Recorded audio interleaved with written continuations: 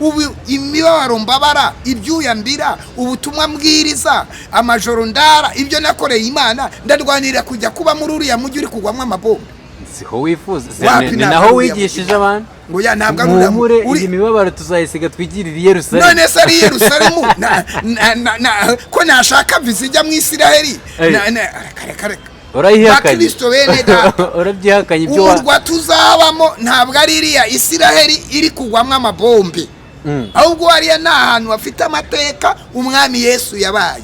Umurwa tuzabamo mu ijuru ntubamwe amabombe, ntubamo za katiwusha, kandi muri uwo murwa nabo ntibatera amabombe mu bindi bihugu. Ariko nituza kuvuga ngo niwo murwa tuzabamo, oya twaba twararuhiye ubusa. Buriya rero ayo amakimbirane ya Iran na Isiraheli, Bibiliya irayagaragaza, ikagaragaza n'inkomoko yayo. Urabizi yuko Isiraheli n'abana ba Aburahamu, yego sibyo, ba Isaka. Hanyuma rero bariya nabo ba Isilamu ba Iran, wumvise ni abaperesi ariko bafitanye isano na Hagagi. Kandi Hagagi nawe agahindukira akaba umwana wa Aburahamu. Iriya ni intambara y'ibihugu ariko ishingiye ku myizerere.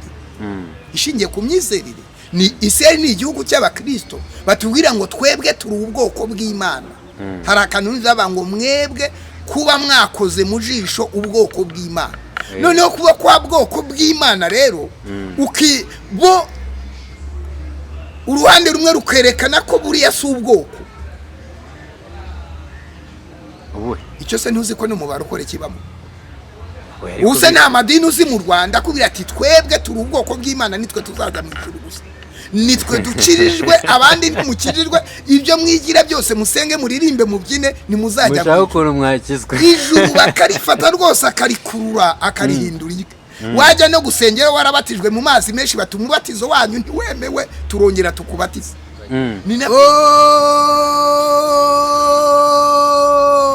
The Bible TV, The Bible TV, ni The Bible TV. Twaje rero, twaje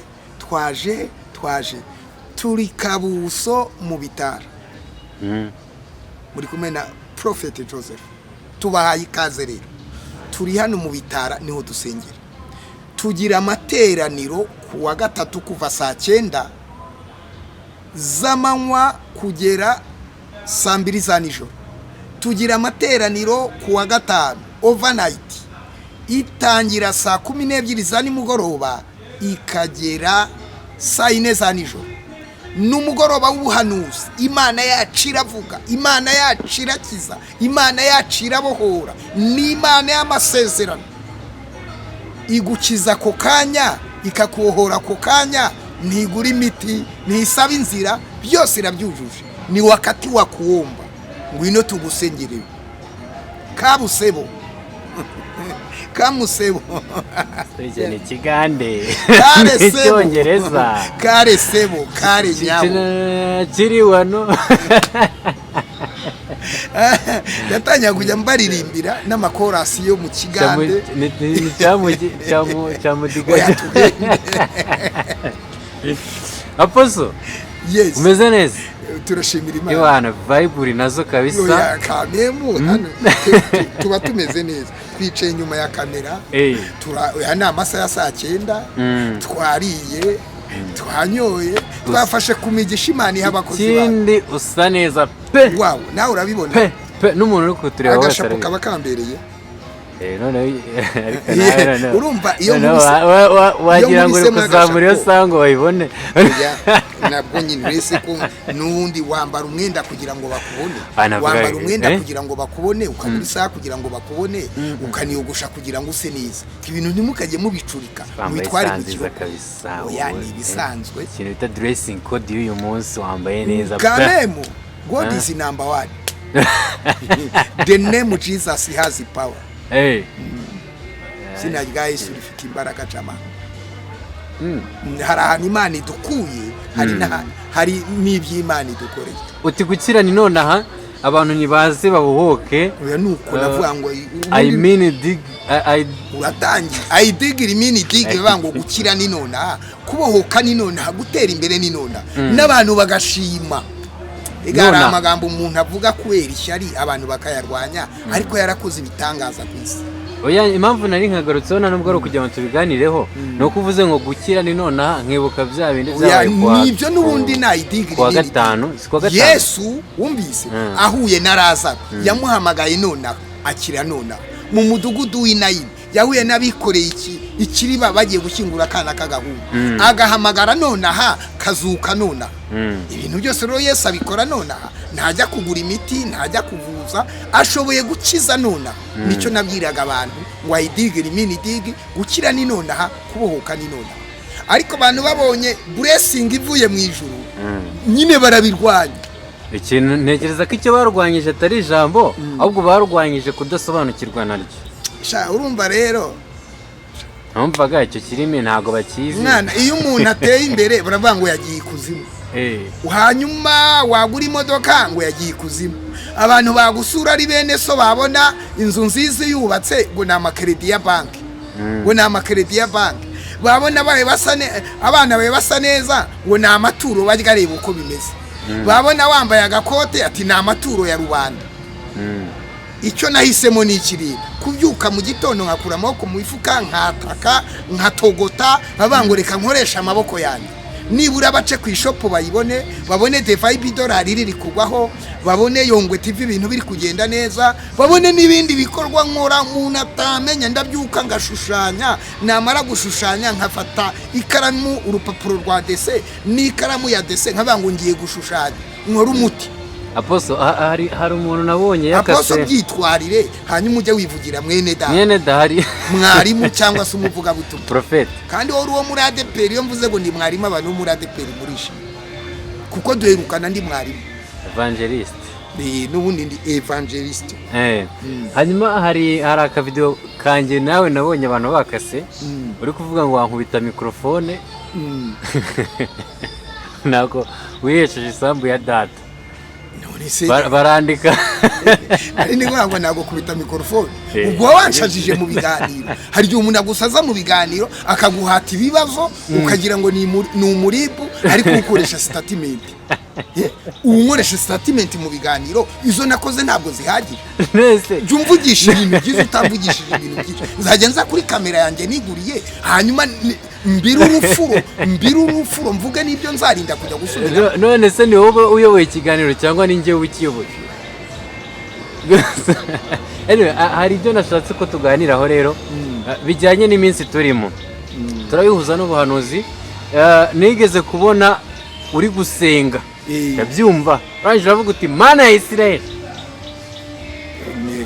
ndashaka kubaza ubu wigeze no kubwira abantu ngo rwose ngo tuzasiga imibabaro tujye kwibera muri Yerusalemu nshya iri kugwa amabombe cyaka kwibaza uyu munsi amagambo wayasubiramo Yerusalemu rero giyewe nzajya kuwamo ntabwo ari iriya Isirayeli iri gutera ibibombe muri Irani nta nubwo ari iriya Isirayeli wumvise iri gutera ibibombe muri Irani oya ni umurwa wabera mu ijuru hari umurwa wabera mu ijuru kandi uwo murwa wabera witwa Rukundo wumvise oya mwege mutubwira Isirayeli uzajyamwe abakijijwe bose ubu imibabaro mbabara ibyuya mbira ubutumwa mbwiriza amajoro ndara ibyo nakoreye Imana ndarwanira kujya kuba muri uriya mujyi uri kugwamwe amabombe siho wifuza ni naho wigishije abantu ngo ya ntabwo uri imibabaro tuzayisiga twigirira Yerusalemu none se ari Yerusalemu ko nashaka vizijya mu Isirayeli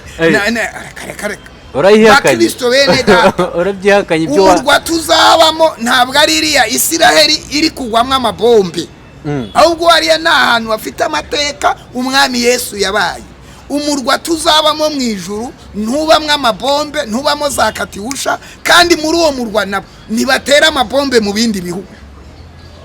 Ese ubwo uvuguruje inyigisho ubwo kuri titire yandike ngo Prophet Yongwe avuguruje inyigisho yatanze ko abantu bazajya kuba muri Isirayeli. Yerusalemu umurwa w'amahoro ntabwo ari uriya Bibiliya ivuga uriya ni umurwa nyine wa kiriya gihugu ariko Yerusalemu tuzabamo ntabwo ari iriye, ni Yerusalemu itorero rizabamo rivuye mu mibabaro rinesheje isi rimaze gucungurwa dutaje mu ijuru. Ariko mu mateka rero ya Isiraheli uriya ni Yerusalemu nyine hariya mu Isiraheli ari wo murwa nyine bita umurwa w'amahoro umvise irimo imijyi myinshi za Kaperinaumu za Samariya imijyi myinshi itandukanye yo mu gihugu cya Isiraheli. Uwo murwa rero Yerusalemu akayita ngo ni umurwa w'amahoro niko byanditswe nkuko Bibiliya bivuga. Ariko noneho mu buryo bw'umwuka Yerusalemu yindi tuzataha itorero rizataha ntabwo ari iriya rero Yerusalemu yo mu Isiraheli bayiteramwe amabombe nayigatera ahandi harimo ibibazo irimo abantu barwanira uburenganzira bw'igihugu cyabo, abandi nabo barwanira uburenganzira bw'igihugu cyabo, bakora intwaro, bakora amabombe, bafite ikoranabuhanga rikomeye. Ni abantu bo mu bwoko bw'Imana. Imana yahaye umugisha ibaha ubwoko bukomeye, ibaha izina rikomeye, ibaha ubuhanga. Ariko nituza kuvuga ngo niwo murwa tuzabamo, oya twaba twararuhiye ubusa. Nabo ubwabo ntabwo bavuga ko bategereje Mesiya. Uwo Mesiya tuzabana buriya Abisirayeli benshi igice kinini cyabo bavuga ko Mesiya ataraza ko bamutegereje. Yego. Twebwe rero Mesiya dutegereje yaraje, araza acungura itorero, atunganya itorero, ndetse mu gihe cy'imyaka 3 arangije aragambanirwa, arapfa, arahambwa, arazuka, asubira mu ijuru kudutegurira azagaruka gutwara itorero. Buro bategereje Mesiya utarigera uza. Ariko rero ni bene data, ni abakristo, ni igihugu dufitenye isano kirimo amateka yose agize Bibiliya avuga kuvuka kuva ku ivuka rya Yesu kugera ku rupfu rwiwe, ndetse n'ibimenyetso birahari. Hari za mize zikomeye mushobora gusura ahantu nyaburanga. Ni igihugu ko cy'amasezerano Imana yavuze. Ariko iyo winjiye muri Bibiliya nabwo usanga Imana yaravuze yuko ibahaye ubwenge, ibahaye ubuhanga, ibahaye imbaraga, ko ari igihugu kizakomera kandi kikagera ku isi hose. Ni nayo mpamvu rero kuvuga ngo uribasira Isiraheli, uyirase, uyitsinde, uyirimbure. Ni ubwoko butari. Oya uretse tugeze ahubwo rero nshaka kujya. Bibiliya igaragaza Isiraheli nk'igihugu nk'uko wari ubivuze cy'amasezerano, ubwoko bw'Imana, ibintu nk'ibyo ngibyo. Uyu munsi hari intambara hagati ya Isiraheli na Iran. Byaba bifite aho bihuriye, hari isano iri hagati y'intambara na Bibiliya. Uko babitwara usomye nko muri Matayo 24:7 havuga ko mu bihe by'imperuka ishyanga rizatera irindi shyanga. No muri Ezekiyeli ugiye gusoma usangamo ibyago n'amagogi. Rega ndumwana mu batandi. Buriya rero ayo amakimbirane ya Iran na Isiraheli Bibiliya irayagaragaza, ikagaragaza n'inkomoko yayo. Urabizi yuko Isiraheli n'abana ba Aburahamu. Yego. Sibyo? Ba Isaka. Hanyuma rero bariya nabo ba Isilamu ba Iran. Wumvise? N'abaperesi ariko bafitanye isano na Hagagi. Na Hagagi. Kandi Hagagi nawe agahindukira akaba umwana wa Aburahamu. Sibyo? Isaka nawe akaba umwana wa Aburahamu. Mu buryo nubwo umwe yavuga ati jewe Hagagi yagira ibyo ayoboka n'abamukomokaho, hanyuma Isaka nawe abakomoka kuri Isaka nawe bakagira ibyo bayoboka, bose bahurira ku kintu kimwe cyuko ari abana ba Aburahamu, bakagombye kubana mu mahoro. Ni nayo mpamvu intambara zikomoka kuri Satani. Ariko rero iyo ukomotse, iyo urebye amateka agaragara ko ubwo bwami buzahora buhanganye. Bamwe bavuga ati twebwe turi abakristo, turi igihugu twahawe umugisha, turi abakristo, turi abantu Imana yavuzeho, Imana yaduhaye umugisha, turatsinda ntidutsindwa, turi abaneshi, dufite ubwenge Imana yaduhaye, turabo kwa Isaka. Sibyo? Hanyuma babo kwa Hagagi nabo bavuga ati twebwe turi abaperesi, turi abantu badasanzwe, natwe turi abanyentambara, turi abarwanyi. Iryo hangana rero naho usanga rishingiye. Bamwe rero noneho ubwo urumva haba hajemwo ikijyanye n'idini. Buriya niba hari intambara ikomeye shahu, nkubwire muhungu wanjye, mbwire n'inshuti za Divayi, intambara y'idini. Ese twavuga ko ari intambara y'idini? Oya iriya ni intambara y'ibihugu ariko ishingiye ku myizerere. Ishingiye ku myizerere. Ni Isiraheli ni igihugu cy'abakristo batubwira ngo twebwe turi ubwoko bw'Imana. Hari akantu nzaba ngo mwebwe kuba mwakoze mu jisho ubwoko bw'Imana. Noneho kuba kwa bwoko bw'Imana rero bo uruhande rumwe rukerekana ko buriya si ubwoko. Icyo se ntuzi ko n'umubare ukore kibamo. Use nta madini uzi mu Rwanda kubira ati twebwe turi ubwoko bw'Imana nitwe tuzaza mu ijuru gusa. Nitwe dukirijwe abandi ntimukirijwe ibyo mwigira byose musenge muririmbe mubyine nimuzajya mushaka ukuntu mwakizwe ijuru bakarifata rwose akarikurura akarihindura wajya no gusengera warabatijwe mu mazi menshi batumubatizo wanyu ntiwemewe turongera tukubatiza.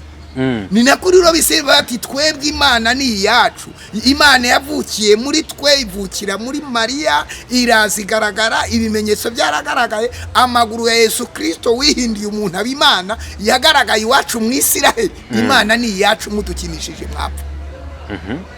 Abandi no bakabwira ati ibyo bintu byanyu ntitubyemera muri abakafiri nimwamenye Imana imwe rukumbi nimwamenye Imana imwe rukumbi mumenye nuwo yatumye ari we Muhammad wasumira ilaya nibindi byinshi nazi. Kandi rero buriya kugira ngo uhindure Didas kugira ngo uhindure imyizere nubona mu Rwanda barafasha abanyamadini bakashyira muri jafu mu rwego rw'akarere bagafata amadini bakahindura abafatanya bikorwa biriya twabishimira Imana. Wundi abanyamadini barahangana mwese umuntu uzi ko barinze bagabanya insengero mu Rwanda barazifunga byagiye biterwa n'iki n'abanyamadini bafite imyizerere utayifoye ipfuye. Bati twebwe nituzajya mu muganda naho byanditse muri Bibiliya. Twebwe nituzagura mituwere ntabwo tuyibona muri Bibiliya kandi buriya gufatanya birimo muri Bibiliya. Mituwere ushatse irimo muri Bibiliya. Kuko n'ubundi ni ugufatanya no gufasha mugenzi wawe. Ijambo bita inyangamugayo ryanditse muri Bibiliya nararisoma. Nta kintu na kimwe leta zikora mu isi urebye ucukumbuye utasanga muri Bibiliya. No kugandukira ababayobora. Umuntu akabwira ati yewe ntabwo ngomba idini ryacu ntabwo turya inyama bakabyizera gutyo kuburyo yumva ko ari iyi nyama atazajya mu ijuru. Ngiyo uri imvange ngo buri ibiryo byasambanye. Kugya turi ibyo kurya by'imvange uburi ibiryo byasambanye kuko utamuha ibiryo byatekewe mu isafuriya imwe abiryo. Uwo muntu rero wamujyana muri gereza ukamufunga uburoko akabukora wamukubita inkoni 500 agatega ikibuno noneho ntabone ko ari mu buyobe akaba ngo nakarengane kanditse muri Bibiliya. Yego kubwoko bw'Imana. Niyo mpamvu ro buri abanyamadini babiri ibihugu bibiri bigiye kurwana kimwe kibango twebwe turi abakristo ikindi turi abayisilamu. Iyo ntambara umva ubwo buri muntu wese wo mu gihugu ararwana agere ku munota wanyu kugira ngo idini rye ridatsinda. Undi nawe aragenda arwana agere ku munota wanyu. Iseri buri igomba kurwana ikagera ku munota wanyu ariko bayimereye nabi kugira ngo ubukristo budatsinda. Bayimereye nabi. Irani nayo ibango twebwe abayisilamu turarwana tugeze ku munota wanyuma abayisilamu badatsinda. Ubwoko bw'Imana ko babumereye nabi. Boboye kwatura ko ari intambara y'abayisilamu ntibaza kwatura ko ari intambara y'abayisilamu n'abakristo. Buravuga nyine bo bararwanira inyungu z'ibihugu. Ariko baravuga bati Irani iri gucura ibitwaro bya kirimbuzi byo kudusenya. Niko Isiraheli ivuga. Irani iri gucura ibitwaro bya kirimbuzi kandi nibyo kugira ngo ikureho Isiraheli. Kugiye buriya namenye yuko uri gucura ibitwaro bya kirimbuzi. Mu myumvire yanjye ni yanjye je uri kuri kamera. Nanjye nabicu kandi bifite. Nanjye nabicu ahubwo kuki bifite ahubwo nabicura wazantera ibyawe ibyanjye bikabisama. Nta bintu wabonye hari yasi wacu mu majaruguru. Iburengerazuba hari abantu bateye ibintu ibindi birabisaba. Namenye yuko uri gukora ibitwaro bya kirimbuzi nakora ibizabisa ega niko ikoranabuhanga rimeze. Ahubwo dore ikibazo cyavutse kibi hari ahantu nahoze nsoma bavuga ko Iran igiye gufunga ya miyoboro yose kuko Iran niyo yohereza 20% by'ibikomoka kuri peteroli ku isi. Ngo hose igiye kubifunga. Yose ni ibifunga ega wohereze sanse bakaguha ibigori wakohereza wakwatanga esanse bakaguha amavuta ariko aho bitaniye urabona nk'Uburusiya babufatira ibihano ubwabwo production ibyo beza bifite ubushobozi bwo gutunga abarusiya noneho bakanabyohereza hanze igihe bitagiye hanze biguma aho ngaho n'ubundi urebye bavuze ko Uburusiya ubukungu bwabo bwazamutse ku kigero kinini kuruta mbere uko byahoze ibyo mubwira rero buri ibintu ni magirirane ushobora kugira esanse ukabura umunyu umunyu si ikintu cyoroheje igihugu cyose kikabura umunyu ibibazo bikavuka abantu wumvise abantu diabete ikazamuka umunyu ukaba ikibazo nuvuga ngo rero iyo abantu nabo ariko nka Amerika byayikanze kuko yahise yohereza Rabio kujya kuganira muri Iran nyine baraganira nyine intambara zose ziba zirimo inyungu mwana umuzungu ararasa ariko agateganya ati noneho aha nisenye iki kigega iwanjye bizamera gute ugereranyije ubona iyi ntambara izarangira gute ubwoko bw'Imana burakubitwa abaperesi barakubitwa iyi ntambara se iyi bifite abayifitemo inyungu ubwoko bw'Imana buherutse gutaka buti nyabuna Amerika mudufashe intambara zisigaye zirwana ku isi intambara nk'izo ngizo zibiteye icya mbere ni ikoranabuhanga icya kabiri biba birimo diri biba birimo diri none se wenda ntanga urugero ntuza Putin amaze imyaka ingahe arwana na guhera 2020 arwana muri Ukraine na Ukraine ko atigeze arekura biriya bibombe se nubwo yatanze inkunga ngo bigende 2022 na kabiri wumvise ko atararekura biriya bibombe bikiri imbuzi oje ntabwo kamemu none turabirekura ari gutsinda reka nkubwire ibi ministeri zose buri gihugu cyubaka urwego rwo kwivuna umwanzi ahubwo ikibazo mfite ministeri yo kwivuna umwanzi rero iyo wumvise umuntu ari kwivuna umwanzi asanzwe nawe uri umwanzi wawe sibyo bisa nko muri cya kiganiro cyabanje sibyo umenye ko umuntu waguhemukiye bamureze nawe urandika ukongera ikirego mu idosiye umenye nawe rero umuntu uri gucura ibitwaro bya kirimbuzi uzi neza ko mu bantu azaheraho ko nawe urimo ukamenya uwamuteye uramubwira uti ishati nanjye yari kuzantera nawe ugakaza umurego ibyo rero ni ukurwanira inyungu zawe Amerika yinjira mu ntambara irwanira inyungu zawe ndashaka ngo tujye kuri iki kibazo ku bijyanye n'impera z'ibihe zikunda kuvugwa muri Bibiliya ngo tugeze ku mperuka y'isi ngo turi kwegera Matayo 25 yego havanga ubwami buzatera ubundi yego nubwo ubwami bwa Isirayeli rero bwateye ubwa Irani icyo nayo ngiye kuvuga ku isi hose kugeza uyu munsi hari ibihugu biri mu ntambara dufate Pakistan n'Ubuhinde bari mu ntambara Kongo na M23 bari mu ntambara rwambikanye rwa inkoyo ibindi biri kurwana n'inyeshyamba umuriro waratse Ukraine n'Uburusiya baracyari kurwana buriya Taiwan n'Ubushinwa nabo ngo biri gututumba cyane bariya buri wese abona inyungu na Israel biragoye bariya muri Taiwan Israel afite inyungu na hariya biragoye icyo ndimo ndibaza ibi biradushushanyiriza kugaruka kwa Yesu ko nta na kimwe cyanditswe muri Bibiliya kitazasohora ubwami buzatera ubundi bwami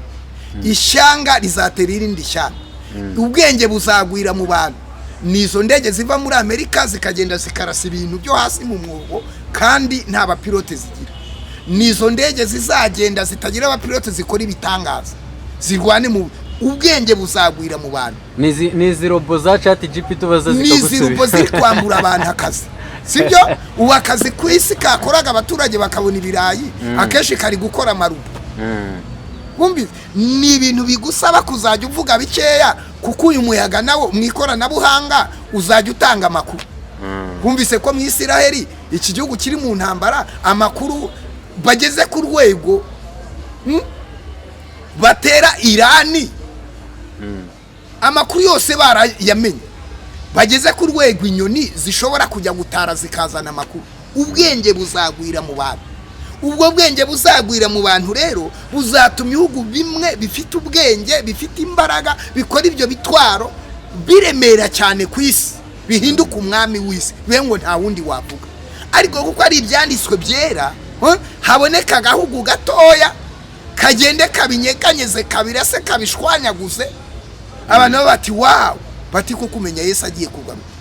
ariko ku ntambara ya nabonye ya Magedoni sinzi no ari kiziho bivuga ko ariyo ntambara izarangiza isi kubera biriya binyoni biguruka nyine bagiranye n'ibisasu. Ibyo tuzadibaza abadive urumva we wafite mu badive muri ibintu by'ibyahishuwe ibyahishuwe n'igitabo cya Daniel twiga Bibiliya ariko abantu bamenya kubyigisha ni Imana iba buriya rwose nk'ubu mu Rwanda nzi umupastor umwe undi yarapfuye niwe nari kumenya ko ari kwigisha ibyahishuwe najya kumwumva abandi sinajya kubumva nanjye ubwanjye ntabwo nabyigisha wasoma ijambo rikagufasha ukarihuza na Bibiliya ariko kwigisha igitabo cya Daniel no kwigisha ibyahishuwe ni ibintu Imana ushobora no kwiga Bibiliya warangiza ukanasoma wanarangiza Imana ikaguhinga bire yo kubisobanura.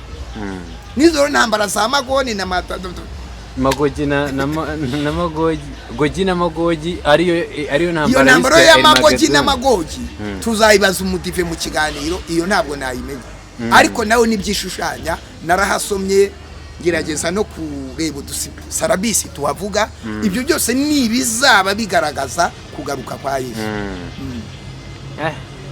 ubu abakristo bakuremo ikirero muri ibi bintu biri ko nguko muzabona ibihe birushijwe kuba bibi namwe muzarusweho gusenga no kwizwa kandi ntimuzishushanye n'icyo gihe.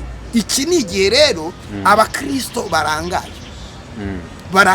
bari mu burangare itoro rirangaye abashumba bararangaye buri muntu wese ubu intambara hari niyo kumenyekana ndashaka kumenyekana ndashaka gukomera nakayansize ku cyumuntu ageze kuri biriya isi yashize none twebwe abakristo dufunguye amaso abantu barubatse ibintu bikomeye dufunguye amaso abantu barariye isi barafungutse ku maso buri mukristo yari gufunguka mu maso kandi agafunguka ku maso imisi mibi ariyo turi ariko muri ya misi imbaye nka bamwe babwirana ati Yesu agiye kugaruka nimureke gucuruza nimureke gukora kuko hari n'abamutegereje imyaka irenga 2000 ahubwo rero twebwe tube maso ube maso uri mu kazi ube maso uri gucuruza ube maso saho ukorera nicare kuri kamera nzi ko impanda yavuga ariko nanone mbyuke mu gitondo nicaye impanda izavuga nje no gushaka ibirayi.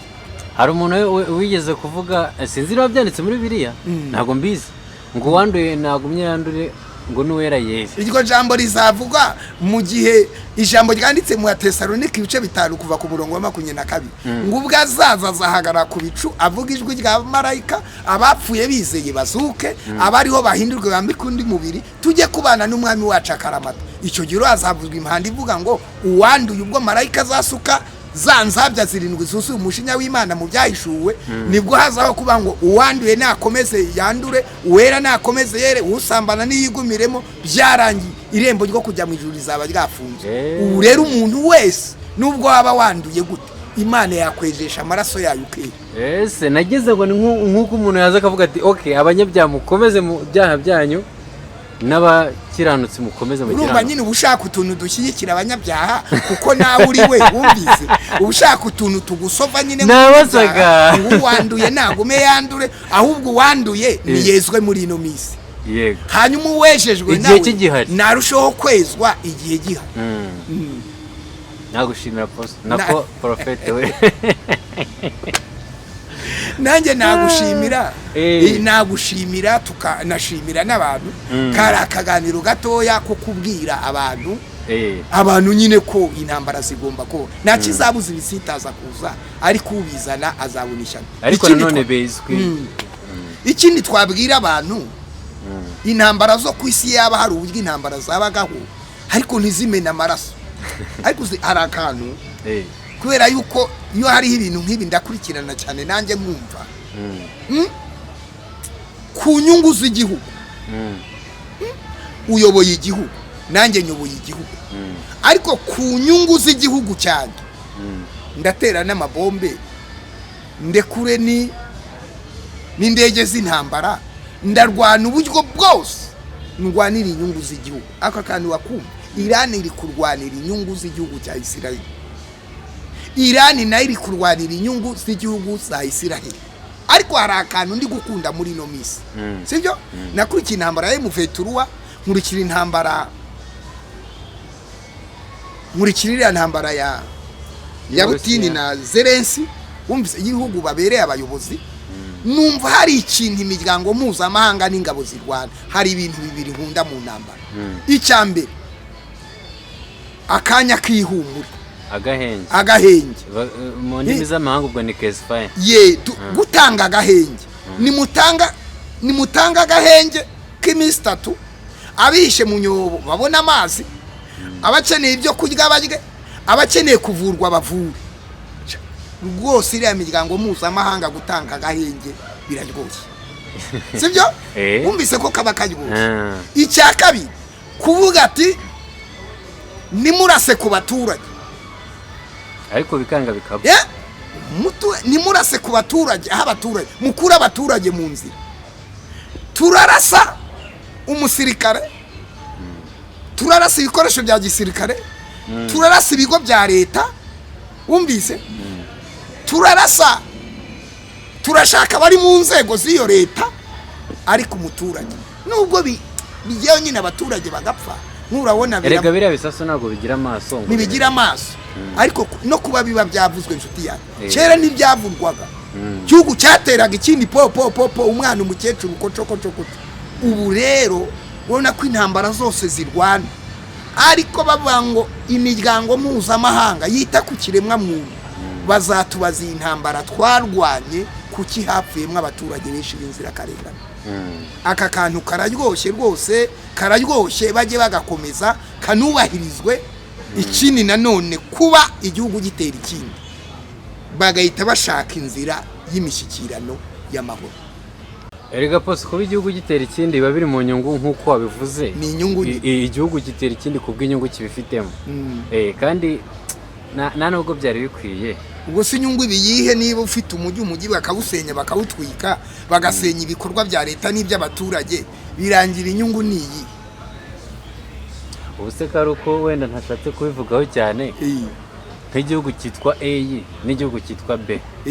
Igihugu cyitwa B kikavuga kiti turi kwiyegeranya kugira ngo turase mu gihugu cyitwa A. Buriya A izaryama cyangwa izajya gutera B kugira ngo irengere ubusugire bwayo. Oya kame murumva nyine hari imigani ya Kirundi cyangwa ya Kigande iravuga ngo iyo umuntu agusanze mu nzu, na Bibiliya bivuga ngo gusanga umunyamaboko mu nzu ye ukamusohoramo bigusaba imbaraga. Nibaza yuko rero buriya kera gihe nakundaga kurwana, nkatera igipfusi kabisa nkarwana, kandi nari mbizi buriya ubanje umuntu ukishwana n'umuntu mugishwana ugahita umucapa kugira ngo ukamucapiya mbere ukamucapiya kabiri, aba yahungabanye, umubikamo icyoba, umubikamo ubwoba. Ko mbona se hariya mu bashuti bawe ho byagoranye sha. Isiraheli yagize itya ibanzirana ariko iranira iyimereye nabi. Ntabwo byakunda buriya tugende muri bya bindi buriya abakristo baraza kuyisengera n'abayisilamu basare cyane. Ahantu nagiye mu kiganiro hajya narayo kubwiye mbere yuko bankira kuri kamera tubanza kuganira ku ruhande, ndavuga ni Isiraheli igiye guhura n'ibibazo itigeze ibona mu buzima bwayo, ntibarayica. Bahita bagahita sohoka wowe ntabwo turakorana ikiganiro. Urumva uwakubwiye ngo sohoka wigende, turi gusengera Isiraheli wowe ukaza buriya winjiye mu mutima wiwe. Iryo ni ishyaka ry'idini. Yes, yego. Ni ishyaka ry'idini gikuye ngo kuba uvuze ku Isiraheli izatsindwa intambara, sohoka wigende ruje mu kiganiro, ntugerayo usohoka wigende uvuze ko Isiraheli izatsindwa iyo ntambara. Ikibimuteye ni iki? Ni idini. Niba hari ibintu za leta umvise leta kugira ngo zikomere zikiri hamwe, ni ugufata abanyamadini bakabaha umurongo, bakabubakamo inzego zitandukanye, bagakoresha abanyamadini, kuko n'umwanzi yagiye gusenya akoresha abanyamadini. Akoresha abanyamadini. Nubona igihugu rero, igihugu uzajyamo ukabona Haji yicaranye na Hajati, yicaranye na Revera, yicaranye na Bishop, yicaranye na Kardinali, uzabe ngo aha hantu ibintu byaho byashyizwe ku murongo. Byashyizwe ku murongo. Kandi ikindi tubwire n'abandi, wumvise muri Irani haba insengero z'abakristo, abantu ntibabizi. Muri Irani haba insengero z'abakristo, hari abakristo no mu nkeka no muri sena yabo cyangwa se mu nteko haba abantu bizera ibya gikristo. Ni bakeya kuko ari igihugu cy'abayisilamu, ariko abakristo bahari, hari n'insengero mu miji yaho z'abakristo, hari umwe ku nkeya zitari nk'izabo zifite nabo ubwo zikora.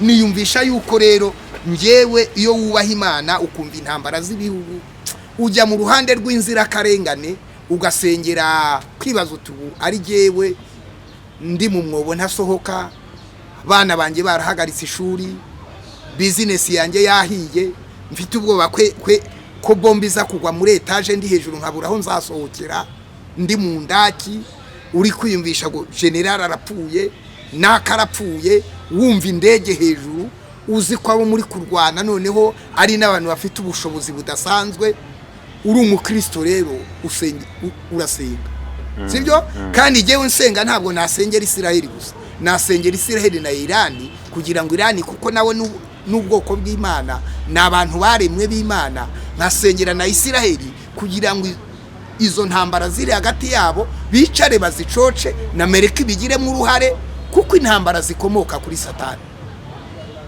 Reka nkureke prophet mwene data.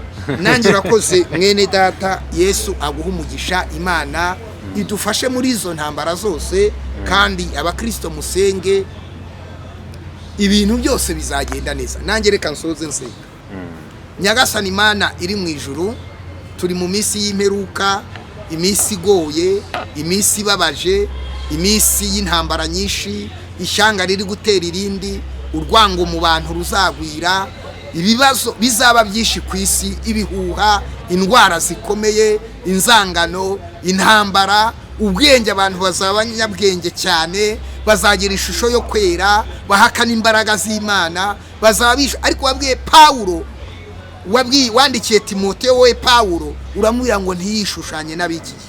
Dusengeye Isiraheli na Irani na Amerika n'ibindi bihugu byose, ibyo muri Afurika, byo ku mugabane wa Aziya, Australia n'iby'Iburayi, n'ibyo ku mugabane wa Amerika, biri mu ihangana ry'intambara. Turasabye kugira ngo urinde inzira karengane muri izo ntambara, urinde abagore, abatwite, abafite impinja, abana batoya, urinde itorero abakristo bakwizeye mu mpande zose. Abantu bicare ku meza y'ibiganiro, bahagarika intambara, kugira ngo umwana w'umuntu wakumenye n'utarakumenya babashe kubaho mu mahoro. Kandi ikiruta byose ufasha abakwizera, mu izina rya Yesu, amen. Amen.